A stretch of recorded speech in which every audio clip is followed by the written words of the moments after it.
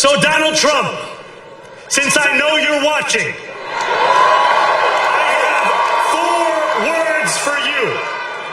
Turn the volume up. We will hold bad landlords to account because the Donald Trumps of our city have grown far too comfortable taking advantage of their tenants. We will put an end to the culture of corruption that has allowed billionaires like Trump to evade taxation and exploit tax breaks. We will stand alongside unions and expand labor protections because we know, just as Donald Trump does, that when working people have ironclad rights, the bosses who seek to extort them become very small indeed.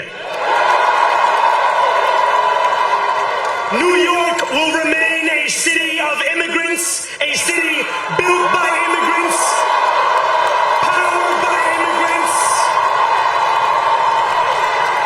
and as of tonight, led by